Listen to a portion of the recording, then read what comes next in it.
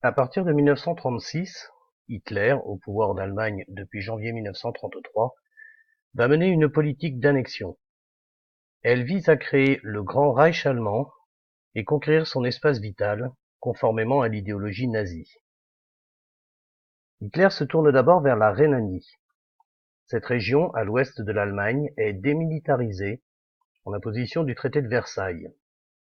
Elle constitue pour la France une zone tampon au cas où l'Allemagne se montrerait menaçante.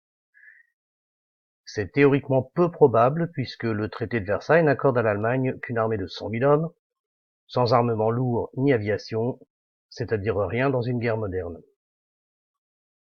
Mais Hitler a lancé l'Allemagne dans un programme effréné de réarmement. Les démocraties n'ont pas réagi. En mars 1936, Hitler fait réoccuper la Rhénanie par l'armée allemande. Les démocraties, ébranlées par la crise économique mondiale venue des États-Unis à la fin de 1929, ne réagissent pas à cette nouvelle violation du traité de Versailles.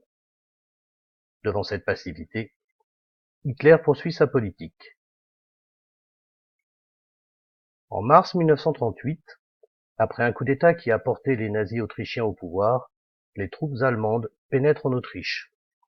C'est l'Anschluss, le rattachement de l'Autriche à l'Allemagne, officiellement accepté par 99% des Autrichiens.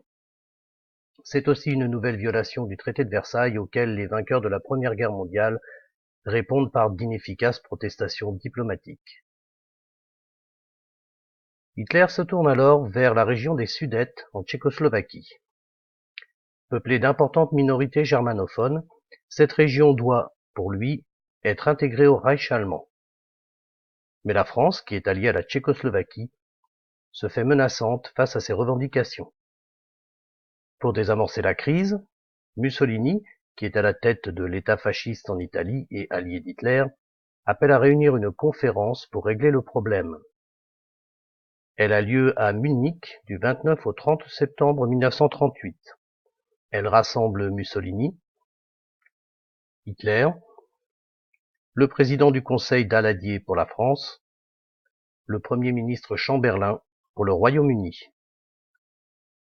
Contre de vagues promesses que l'appétit d'Hitler s'arrêtera là, la France et le Royaume-Uni abandonnent la Tchécoslovaquie, qui doit céder le territoire des Sudètes à l'Allemagne. On peut s'étonner que la France et le Royaume-Uni n'aient pas saisi l'occasion d'arrêter l'extension du Reich allemand. Mais les opinions publiques, en France comme au Royaume-Uni, ne sont pas prêtes à une nouvelle guerre après l'hécatombe du premier conflit mondial. Elles sont également toujours marquées par la crise économique. Pour elles, unique, c'est la paix. D'autant plus que Daladier craint que l'armée ne soit plus capable de faire face à l'armée allemande, dans le domaine aérien en particulier. D'après Winston Churchill, le futur chef du gouvernement britannique pendant presque toute la durée de la guerre, ils avaient le choix entre le déshonneur et la guerre. Ils ont choisi le déshonneur. Et ils auront la guerre. Car Hitler ne s'arrête pas là. En mars 1939, il envahit la Bohême-Moravie. La Tchécoslovaquie cesse d'exister. Ne subsiste que la Slovaquie, vite alliée à l'Allemagne. Quelques mois plus tard, en août 1939, on apprend la nouvelle stupéfiante de la signature, entre Hitler et Staline, d'un pacte de non-agression entre l'Allemagne et l'URSS. Comment ces deux systèmes totalitaires, totalement opposés d'un point de vue politique, ont-ils pu arriver à ce pacte? En fait, chaque camp y joue sa partie.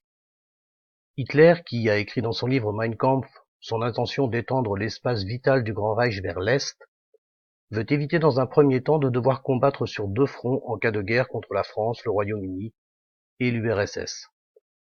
Quant à Staline, qui connaît les intentions d'Hitler, il sait aussi que les grands procès de Moscou qu'il a institués quelques années plus tôt ont décapité l'armée rouge, qui manque de chefs, ainsi que de matériel moderne. Il a donc besoin de temps pour préparer ses forces. Aussi Hitler peut-il tourner ses regards vers la Pologne, un voisin moins puissant. Il l'attaque le 1er septembre 1939. Mais alors la France et le Royaume-Uni réagissent. La Seconde Guerre mondiale vient de commencer.